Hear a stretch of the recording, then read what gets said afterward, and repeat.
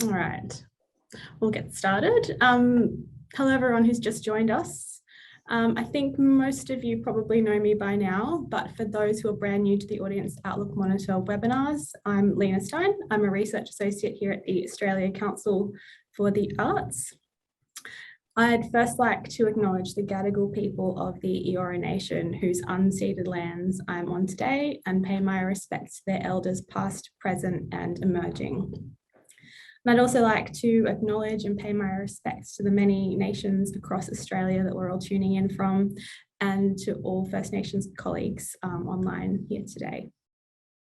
So thank you again for joining us. I know as the year starts to wrap up, everyone's getting a lot busier, so we appreciate you being here. So this webinar will be the final one for the Audience Outlook Monitor for this year, as we take a look towards the outlook for attendance over the summer months and 2022. So I'll be quick, as I know we're all keen to hear about what the data is saying on the outlook for summer. Our research partners, Patternmakers and Wolf Brown, have been delivering the Audience Outlook Monitor research since the beginning of the pandemic. And the insights from this tracking study have continued to guide and inform strategic planning for the arts and cultural sector over these very tumultuous years. As always, thank you and welcome to Tandi Palmer Williams, Managing Director of Patternmakers, and Annette Madden, Head of Theatre at the Australia Council. And so they'll be discussing the findings from the November phase of data collection and unpacking what the data is telling us about how audiences are feeling about attending in the coming months, both live and online, both in person and online. Also insights about COVID safety and engagement strategies as audience confidence builds and changes. I also encourage you to drop into the chat to introduce yourselves, tell us where you're tuning in from, or any comments as they come up. There are always so many thoughtful contributions in these webinar chats.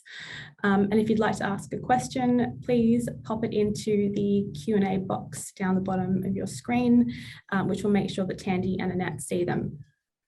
And finally, I'd just like to thank and welcome Katie and Beck, who are Auslan interpreting for us today. And with that, I'll pass you over to Tandi. Thanks, Tandi. Thanks, Lena. Hi, everyone. Lovely to be with you for our final webinar of the year. Hasn't it been such a huge year? I can't believe we're at the 23rd of November. That means a month till Christmas. But here we're going to talk today about the outlook for attendance over summer and into 2022. And we're going to talk about the outlook based on our latest results from the Audience Outlook Monitor, which is the cross-sector collaborative study that we at Patternmakers have been running along with Wolf Brown, our partners in the US, with support from the Australia Council and state arts agencies around the country. And we have over 100 participating organisations who sent the phase 6 November survey out to a random sample of their past attendees in early November. And then we've aggregated all of that data into a dashboard, which is freely available to you as always.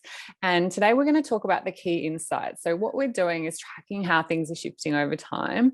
And we're getting a really good feel for what's happening in different parts of the country, the different kind of short and long-term trends that we're seeing. And we know so much now about audiences than we ever knew before. It's been an absolutely phenomenal study. Thank you so much to everyone who's been involved in creating this amazing data set. In November, we have over 7,500 responses nationally, and we'll talk more about how they're feeling in a moment. I'm sure you out there are all having some interesting experiences. So I'd love to know how you're going. Have you been attending lately? Where are you zooming in from today?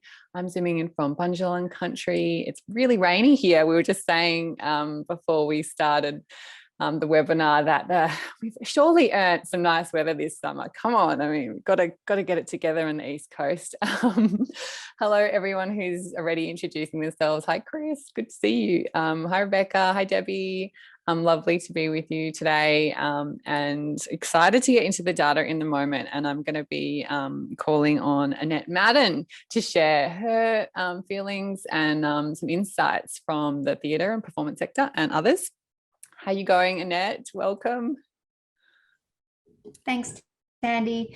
I'm joining today from unceded Aboriginal land on Sydney's northern beaches, and I feel very privileged to live and work on such a beautiful country.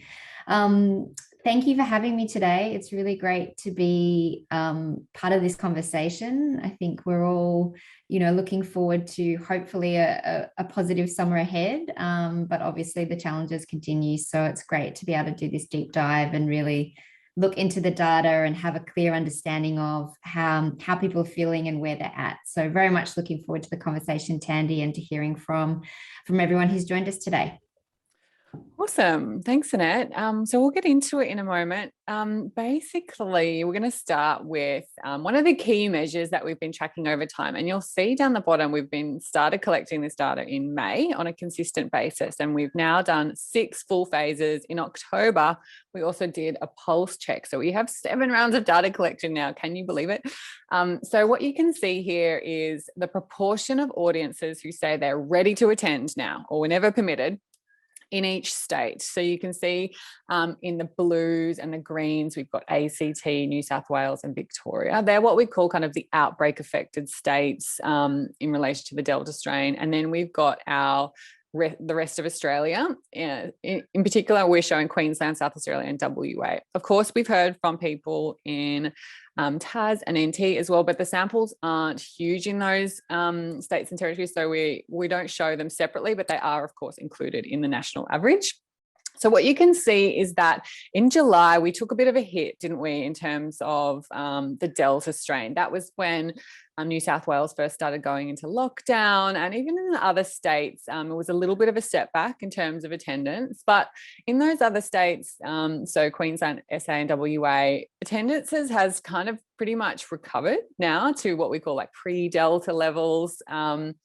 Whilst in the outbreak affected states, things are sort of recovering, and I think things are looking pretty good, but we're not yet seeing basically the attendances right up to pre-Delta levels just yet. But a really good sign that across the country, on average, 6 in 10 audiences say they're ready to attend whenever permitted. We've got about 3 or 4 in 10 who say they'll attend when they're confident the risks are minimal. And then there's about sort of 5% of audiences or under who say that they won't attend while there's any risk whatsoever. And so that's why kind of digital presentation is becoming like an important thing for us to consider long term, is because we might have a segment of the audience that simply don't feel comfortable to attend whilst the virus is circulating. But let's talk about attendance first. So basically I'm showing these 6 states and territories here. So you can see on the left, we've got the outbreak affected states, and on the right, the rest of Australia. And I'm showing November in the red, and in the pink, we've got March. So the pre-Delta kind of conditions. Last summer, things were going pretty well. We weren't wearing masks. We were getting out there. It was lovely, wasn't it? And so, we're kind of hoping to get back to that point, I think, this summer, ideally. So what we know is that, confidence is building. I think people are feeling pretty much cautiously optimistic is the words I'm using. But we know that actual attendance doesn't rebound overnight. It's going to take time to rebuild. Obviously, it relates to the volume of events that are in the market, right? And the number of venues that are open. So as more stuff comes online over summer, we should see those numbers come up. There is just a sense of caution because things are changing so fast at the moment. We've got case numbers fluctuating. We've got changing restrictions. We've got border conditions changing. So there's quite a lot going on. And I think all of us are wrestling with, what do I feel comfortable doing? For 6 in 10 people, they're pretty relaxed and ready to do just about anything. And then we've got that kind of 3 or 4 in 10 who are choosing quite carefully, being a bit more, they're really weighing up the risks with every choice that they make. And we'll talk more about what's on their mind in a moment.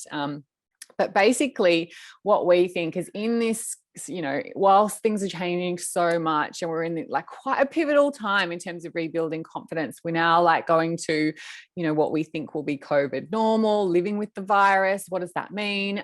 So COVID safety is basically more important than ever, we think, whilst people are really waiting to see what happens and observing what the outcomes are going to be of these new restrictions and what happens. It's really important as much that we do as much as we can to prevent, you know, cultural venues becoming places of transmission.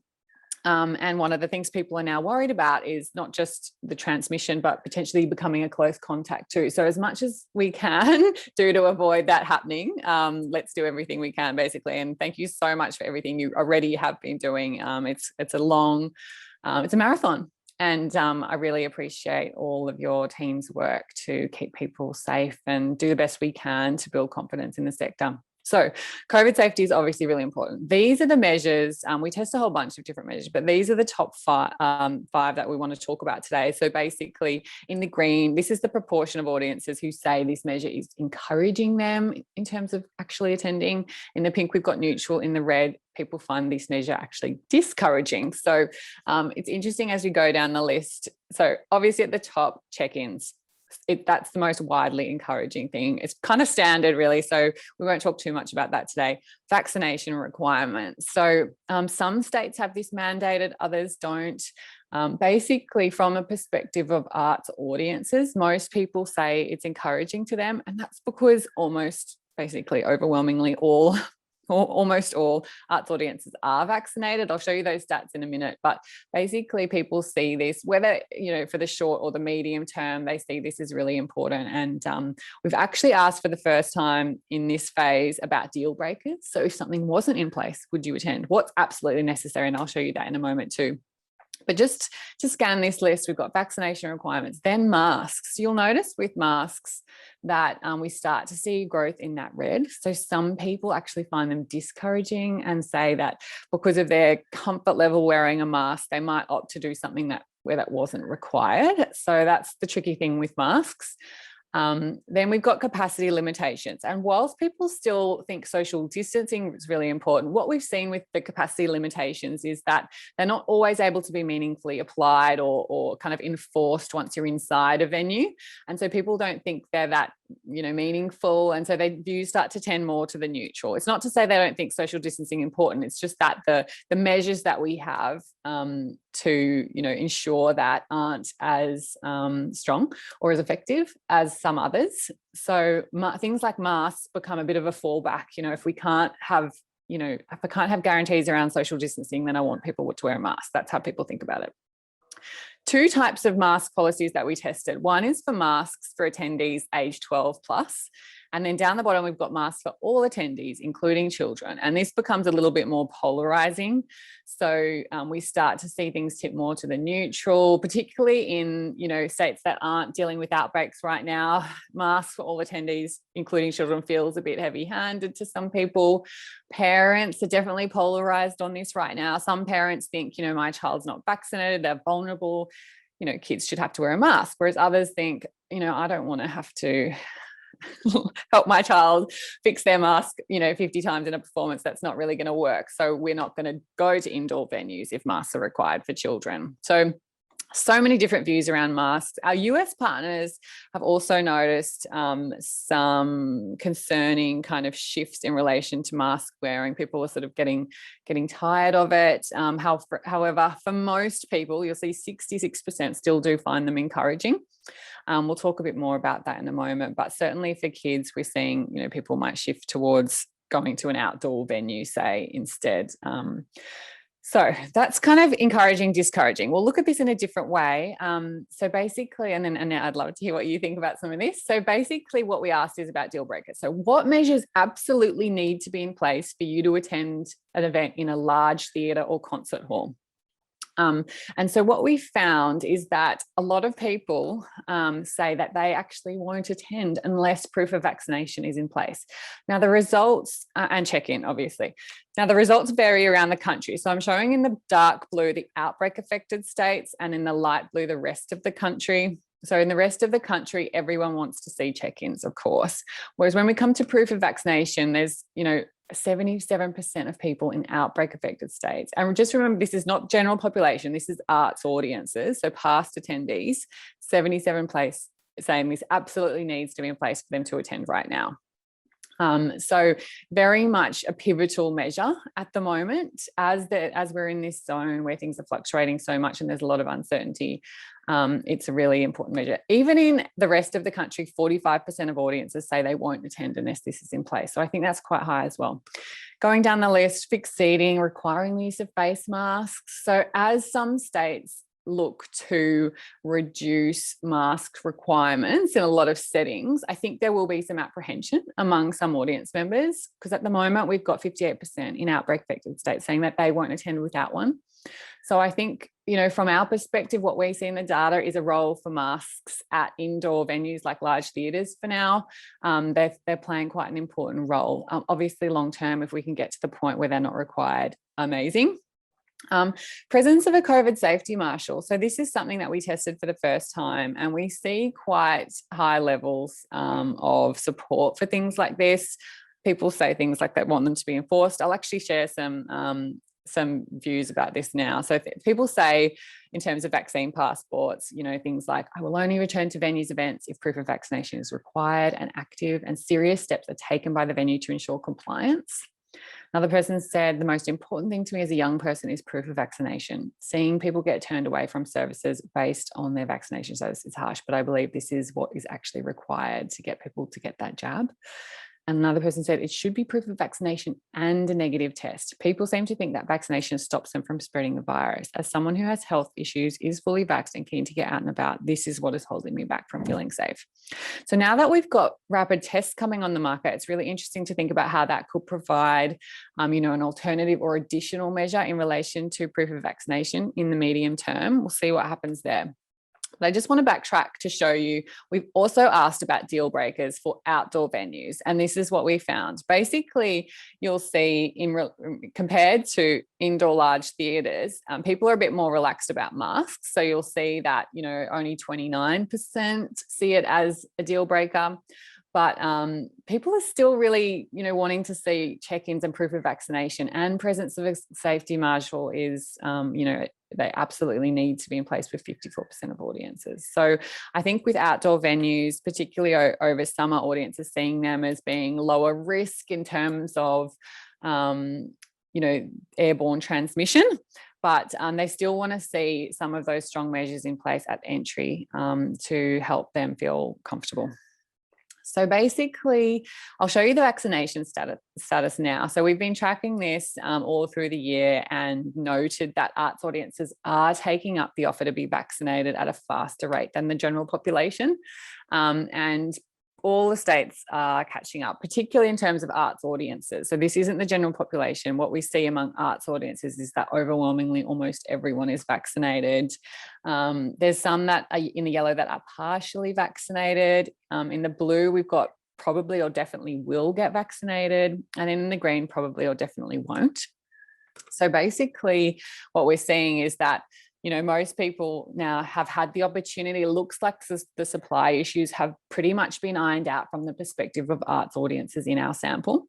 And what we're now looking to is the next horizon, which is the world of booster shots. So basically about 3% across the country have already had one booster. And we think that is going to play into confidence levels. So a good thing for us to start tracking there and see how that goes. Basically around the country, it looks like, in South Australia, I think the vaccination rate's looking a little bit lower at the time of data collection amongst arts audiences. So, and that is leading to, you will notice in the first slide I showed, South Australia in the red has had a slight dip in kind of readiness to attend lately. We think that's linked with vaccination. WA, obviously no news there yet on the border, unless I've missed it. So confidence is looking pretty high there. Queensland, things have been, some audiences are kind of conscious. They're comfortable to attend now, but when the border opens, that could change a little bit. So things may be challenged there, but it looks like things will go pretty well. So Annette, any thoughts from you on some of what we've been talking about in relation to kind of COVID safety, vaccination, proof of vaccination requirements? Have you been experiencing it when you've been getting out? It's really interesting. I think anecdotally, one of the key things that we keep hearing is that consistency is really important. So that idea that you know as an audience member what the scenario is that you're entering into, and I think it's been really great where we've seen examples in the sector, like in New South Wales, where a number of the theatre companies and performance venues put out a joint statement to indicate that they would essentially have the same safety mechanisms and conditions for audiences. And I think that those types of, I guess, confidence building statements go a long way in terms of audiences feeling like they know that if they go to any number of venues, they know what they need to do and they know what mechanisms are in place to make them feel safe. So that sense of, I think one of the overarching challenges of COVID nationally has been that states are obviously on their own journeys, both in terms of their COVID impacts and their responses to that. But, so much of obviously the public health orders are dictated on a state basis. So that sense of, in any one place, being able to have clarity around what the experience will be and kind of what's in place. So I think the more consistent as a sector we can be across the board, that will give people confidence in terms of understanding, again, I guess what the mechanisms are that are in place to ensure as best we can the safety of audiences returning to venues. And I think that has really been amplified in terms of the experiences that we've seen play out in Europe. Certainly, in many European countries, there's been mandated systems and structures in place. And that has given audiences, again, anecdotally, a lot of confidence to return. Whereas we've seen in the UK, where it's a lot more kind of haphazard and it's very much left to individuals and venues to decide, that confusion, I think, creates a sense of uncertainty, which means that, as you said, Tandi, when you've already got 4 in 10 people who are uncertain, if they can't really clearly know what the circumstance that they're going to be going into, that may actually push further people away from returning to events.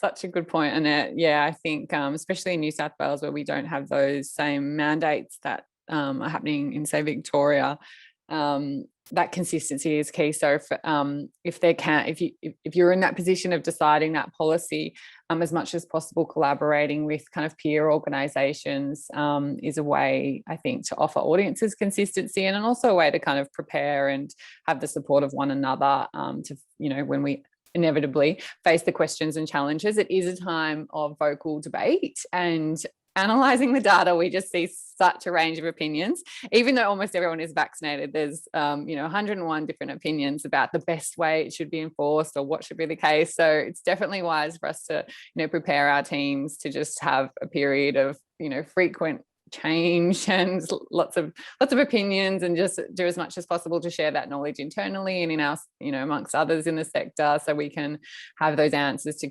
frequently asked questions and help each other troubleshooting with whatever arises. And I also think that how we empower and arm our kind of frontline service workers in the arts, like our front of house staff and our ticketing staff, they're obviously taking on really different roles in the context of reopening, in the pandemic, and how we make sure as a sector that those staff members feel supported, and because I think they are, they've always had to deal with, on occasion, difficult punters or disgruntled audience members. But this kind of, there is a greater level of, I guess, accountability that's required in those roles now, because they are expected to often, to check that vaccination status, and, and how we, I guess, make sure, again, we're supporting our staff in those contexts to feel empowered, but also supported if, and have processes and procedures in place if there are problems with the public who may not like some of these measures. Obviously, we hope most of our audiences are coming in the spirit of wanting to, and what we're hearing is that they want their vaccination status checked. But I guess, you know, as many more different kinds of events start to open up, I think, you know, there are also some of the challenges that we'll face. And again, how we collectively as a sector share that intelligence, share the knowledge of, you know, best practice and kind of good ways of working is always, you know, I think it's one of the strengths of the sector, and throughout COVID is there has been so much sharing of experiences. Absolutely. Yeah, it's such a challenging time for front of house at the moment. I think what's kind of, I hope this data will offer is just reassurance that, you know, it is very much a small minority who would be kind of opposed to measures like this. They are a vocal minority, but for the vast majority who they are vaccinated, and we're seeing, you know, what we hear from people is the benefits of visible COVID safety. So, you know, having your cleaning staff rostered on whilst people are in the venue is really important, and having that vaccination status checked and enforced. You know, it might feel really awkward and yuck and difficult, but it's really heartening to the majority who want to see that in place. And, you know, where someone does take a risk to come to a venue, to come to an event, the worst thing that they can happen is they feel unsafe when they arrive, because that's going to affect all of those future decisions. So what we want is for people to, as you mentioned before, be able to make their decisions based on accurate information and to see that followed through at the venue. And that's going to build their confidence in the long term. And we know that kind of a lifetime customer value is huge. So yeah, just thank you again for everyone. And I hope this data will help reassure you and your teams of the importance of all of the COVID safety right now. We're going to move on to talk about the outlook for the year ahead. So I mentioned cautious optimism, and I think all of us are really excited to get back out there. And whilst we want to obviously welcome that, I think what we're seeing in the data is just, I guess, a kind of uncertainty about what the medium to long term will look like. So we think it's definitely wise to still have contingencies in place for 2022 onwards. I'll share some of the audience comments that we've heard. So people saying it's early days yet. We're yet to see how the vaccinations perform over the long term, whether other variants arise that the vaccinations are less effective for, how the booster program goes, what impact COVID in under 12s has on community until they can be vaccinated too.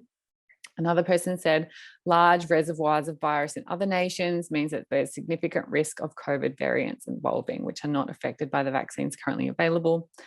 And another person said, I have confidence in the vaccines, but I'm skeptical about the uptake, particularly boosters. Hopefully booster vaccination will become a mandatory part of being fully vaccinated sometime in 2022, which will give an extra level of confidence. So there are still a few unknowns out there. I think what's interesting in the data is when we talk to audiences about what factors could inhibit them actually attending. In July, we heard, you know, it was actually the risk of future lockdowns and cancelled events that was kind of top of mind for most audience members. That's now shifted back to being the risk of contracting or transmitting the virus. And for the first time, we're asking now about the risk of being in close contact. And 43% of audiences said that was on their minds in terms of their attendance over the next 12 months. So I think the risks that audiences perceive are very much linked with kind of virus circulation, and that would be the primary barriers to attendance. Less people are worried about lockdowns and cancelled events, but it's still something that, you know, a minority of audiences are conscious of, that it could happen if the public health systems were to get overwhelmed. And I think the news out of Europe this week is a little bit concerning. So I think it's wise for us just to hope for the best and be ready for it to all go well, but also plan for the worst. The pandemic is still raging on out there, and I think we could definitely face more uncertainty in 2022. So let's see what happens. But I think what the good news is for now is that audiences' number one risks are contracting or transmitting the virus. And so it's really good news that cases are trending downwards. I think what we've seen between October and November in, say, New South Wales in particular, is cases coming right down. And so that's leading to some really big jumps in terms of confidence. So hopefully that continues over summer across the country, and fingers crossed we get back to, you know, pre-Delta levels in late summer. I think things are looking good for that. Obviously what we'll see next winter, who knows? Let's hope for the best. So what we've done is test out like a COVID normal scenario with 90% plus vaccination rates in the general population nationwide, either proof of vaccination or a negative test required at entry, and borders opening. So this is a kind of scenario that we tested to say, you know, how comfortable would you feel at these types of venues under these conditions? And we compare that to today. So in the red, we've got today, or November. I think we closed data collection on the 8th or 9th of November. And so you'll see that the proportion of audiences who are very comfortable, and we've got another proportion on top of this who are somewhat comfortable, the proportion who are very comfortable increases with this COVID normal scenario. So this slide is showing outbreak affected states, I should say, sorry. So in our outbreak affected states, the COVID normal scenario is going to lead to a higher proportion of audiences feeling very comfortable to attend every venue type. So you'll see outdoor event fixed seating. The impact's pretty marginal there. People are already feeling largely quite comfortable there, but the impacts will have a bigger difference as we go down the list. So as we reach COVID normal scenario, we're going to see you know, the proportion comfortable increase for museums and galleries slightly, community art spaces slightly, quite a big impact for large theatres and concert halls, and outdoor events and comedy clubs, music, live music venues. So, and again, for the use of hands-on exhibits. So we see some of those parts of our sector that have been really challenged, like, you know, live music and clubs and stuff, and participatory experiences and interactives where we need to touch and interact with one another. They've been really hard hit. And I think there's some really positive signs here for the recovery of those in our COVID normal scenario, which is excellent. I'm going to show you now the results of this COVID normal scenario testing in the rest of the country. So bear in mind, in the rest of the country, things are feeling pretty good right now. You know, we've got low or no cases of the virus, and, you know, attendance is either tracking, you know, quite similar to pre-Delta levels. So under this COVID normal scenario where we're going to have open borders, some people feel a little bit challenged. So for high comfort venues, like outdoor events with fixed seating and museums and galleries, we could see a slight drop off in the proportion of very comfortable as people kind of come to grips with, you know, the fact that the virus is effectively circulating for the first time, potentially.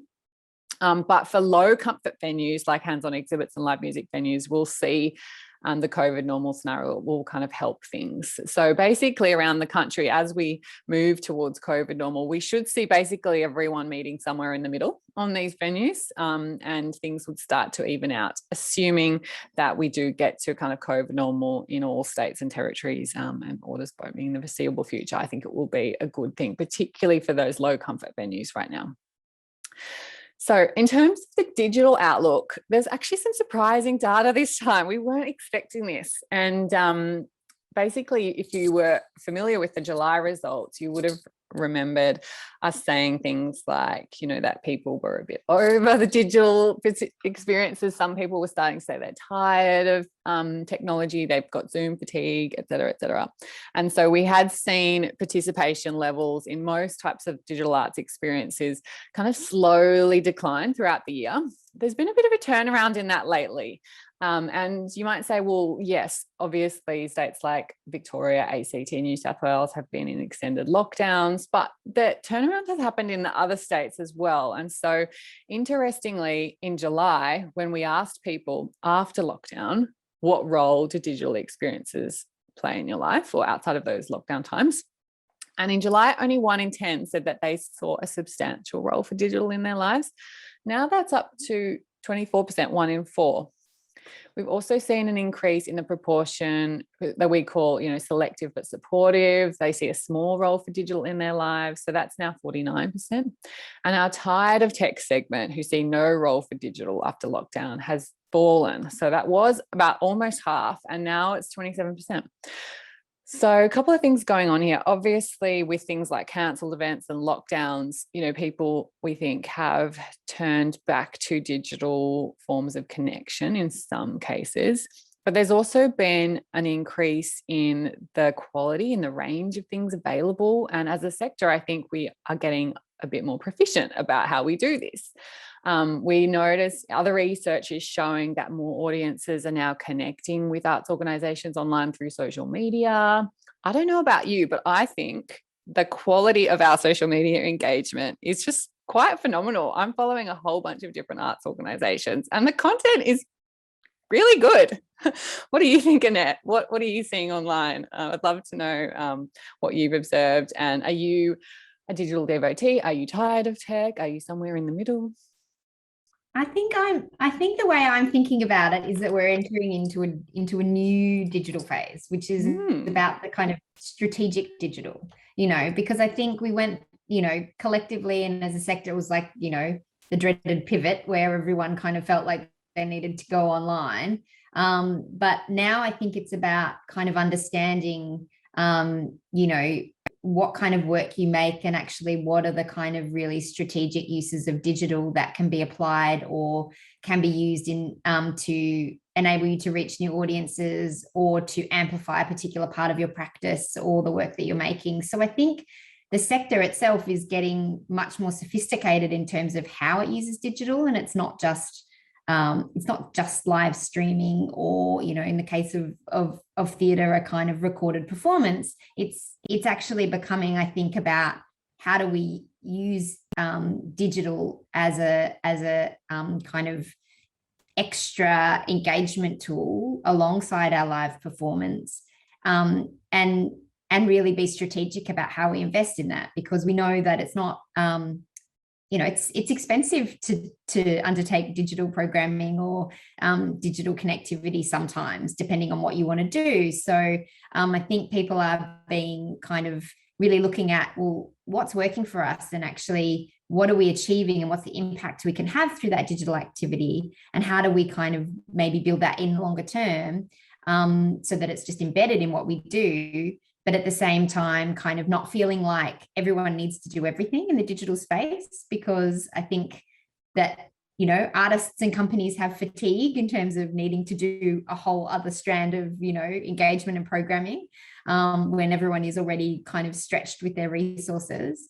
But being able to kind of pick and choose the bits that really work for you and your artistic practice or your company and your way of working, and kind of really invest in that in the long term. I think that we are seeing some really interesting ways of working, and that's exciting. And I think that's something certainly that council is trying to support through the digital culture strategy, in terms of, I guess, those capacity building opportunities to sort of harness some of the learnings that the sector has made during this time in the digital space, and kind of help support some further thinking in that space.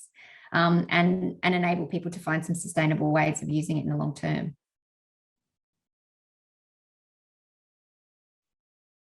I think you're on the money there, Annette. I think it's got to be part of the mix for many of us. It's not necessarily something we all need to be experts at, but I think, continuing to do those experiments, build those capacities, have those partnerships in place for certain aspects of our programs or our work is probably wise. And we're seeing much more kind of normalization of digital participation. Online art classes and things like that have been one form of participation that has particularly stood out as growing in the last few months. It's been one of the ones that's held the most audience share over the course of the pandemic. And I think, there's some really exciting developments there in terms of things like, Sydney Dance Company's got its dance classes going online now. And I cannot wait to try one, because I am a terrible dancer and I'm way too embarrassed to go to an actual class. So try it out in the comfort of your own home. Yes, exactly. And I've caught up on it, art exhibitions that I wanted to see. And I think one of the trends that we're really interested in is social viewing, and we're continuing to watch that. So that's things like making a plan with a friend or a relative to both do an experience together online or watching something together at home. And those experiences tend to have more follow through in terms of people following through on those commitments because they've made a promise to a friend. And they're also more engaging if they've got a social element, more impactful. So I think as we, for online art classes, there is, I think, that more personal involvement. I'm actually going to be making myself and doing something. And so it's a little bit more sticky in terms of what we're seeing. So social viewing, definitely one to watch. And if you're doing digital experiences right now, I think those, always looking for ways to increase the kind of social elements, interactive elements, so people feel like it's something really special and something that they personally need to be at. I think that's a really good thing to be thinking about. So a couple of other trends I just want to fill you in on before we finish up. So basically some of the buyer behavior trends. So whilst we've got all of this, circulating in audiences' minds, potentially some people being a bit more selective in regard to some of managing those risks, I think we're likely to see some different priorities in terms of what people make time for in the next little while. So we know that people have budget to spend. Australians overall have been saving really well through lockdown, generally on average. More people feel like they're in a good financial position, although some have experienced hardship. The majority of Australians are in a good position. So that budget is there. Interestingly, when we ask people, what will you be most attracted to, we find some interesting things. So 78% of audiences say they'll be most attracted to events in their local area. And this is both to minimise risk, but also to support their local artists and their communities. So people say things like local is good, local is accessible, local has all the variety I need. Another person said, I will continue to go to a range of arts performances, but I feel even more strongly now about putting my money where my mouth is and buying tickets for smaller local events. Another person said, I feel less inclined to circulate outside of my local areas due to the continued risk of cross-transmission and especially in crowded environments and venues. So I think what this means is that when we're thinking about rebuilding audiences, we need to really take our loyal local core really seriously. That's where we need to start, and bringing those people back first, because they feel that connection with us even more. And it might be harder to bring back people who are very far away. Obviously, we're seeing still a lot of hesitation in terms of travel. So one of the interesting results that you can explore in the dashboard is the proportion of people who feel very comfortable to fly domestically. And it's still quite low. I think it's in the 20s. You might need to have a look at that. But it's going to be some time before we see travel resume. And so people wanting to support local, I think, is obviously a challenge and also an opportunity. And definitely supporting the careers of local artists is such, a silver lining, I think, for some people. So there's that. There's also some trends in terms of content. So basically we ask people, do you agree that you want to see the same kinds of experiences before? Do more lighthearted things, works that help make sense of the pandemic? And what we've seen basically is that most people want to see the same kinds of things they did before. So we think basically people want to get back to their favorite venues and events. It's not to say they want to be served exactly the same as before, but they trust us, basically. They're the venues and events that they love to deliver what they want. There is a growing minority who want to see more lighthearted things. I think many of us can relate to this in some ways, that, after, especially if those of us who've been through lockdowns, wanting to have fun and feel that social connection again. And then works that help make sense of the pandemic. This dropped right down in July. It's starting to creep up again, but that's quite a small difference to focus too much on at the moment.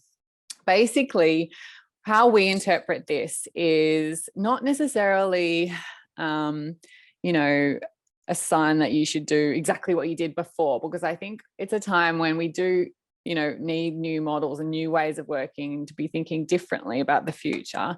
And it's not a sign either to shy away from tough topics. And what I want to share is just that there's a place, I think, for a diverse range of works, as these are the roles that basically audiences see for arts and culture in the post-lockdown period. So when we ask people, what role do you think arts and cultural organisations can play in your community's recovery, they say things like reanimating public places and community spaces, bringing people together after isolation, letting us forget our problems and inhabit other worlds, processing the pandemic and grieving for what has been lost, and helping us grow and progress as a society, rethinking the way arts and culture work. So I think these are some interesting kind of themes to think about in your work. It's definitely a case that, you know, audiences still want to see those big topics on stages and in venues and galleries, but people also want to have a social and have fun after lockdown. A lot of people prioritizing, you know, catching up with family and friends right now, and then towards the end of summer, I think we'll see more of those you know, arts attendance behaviours build back up again. So I just wanted to share, you know, that with all of this, the opportunity really is, and this is a quote from an audience member, of that we in the sector should be reminding people why they're alive, not just to eat, sleep and work, but to experience life in all its facets, and just a thirst among audiences for experience right now. So here's to a great summer ahead.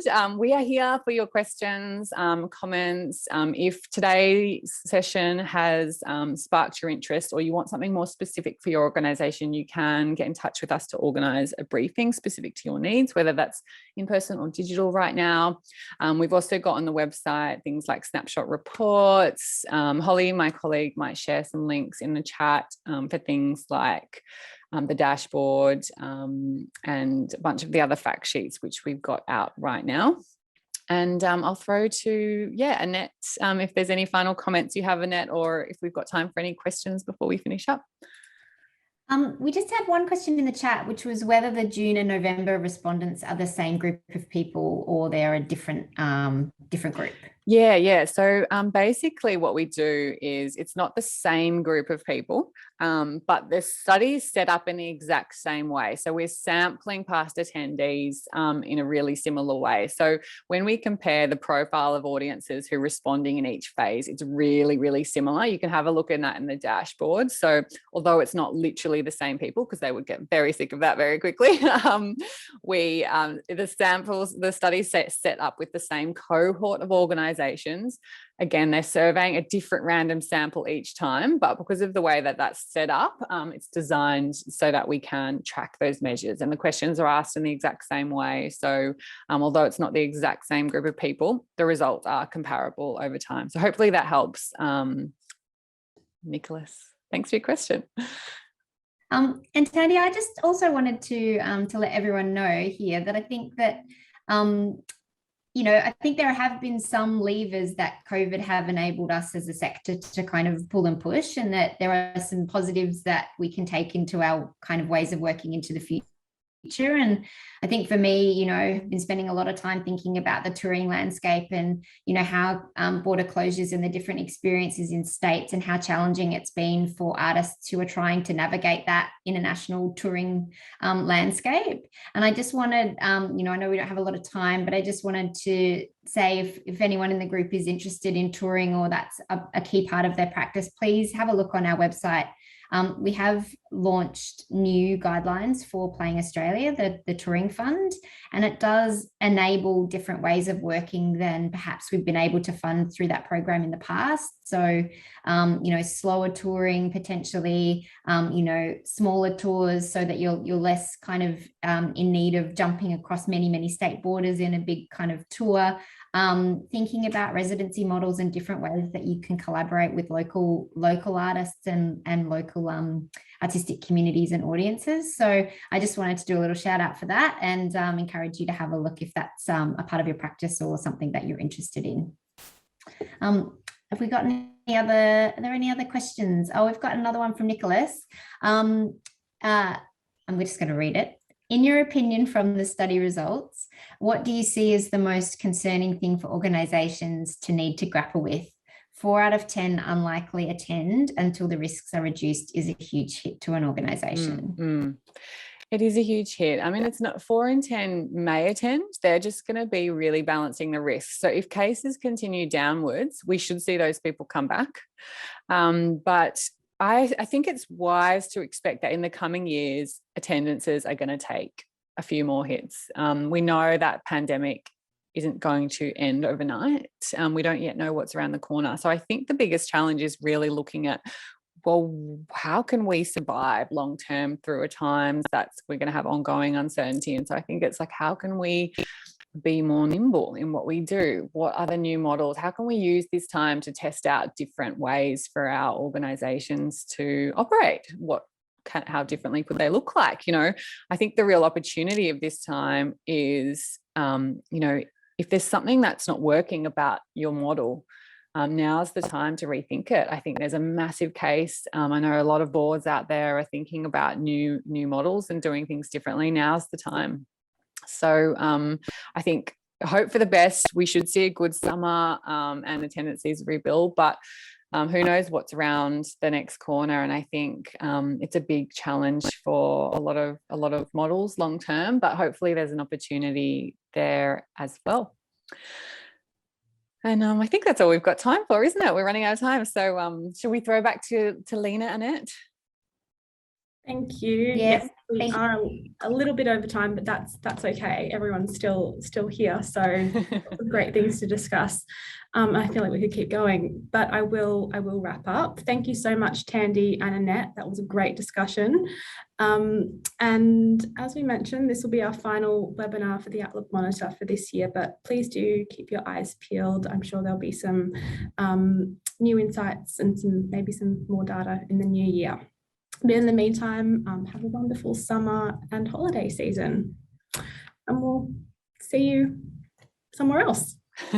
Thanks, Lena. I hope you get a good rest, everyone. Let's take the moment to have a good break, and we'll see you fresh in 2022. Take care, everyone.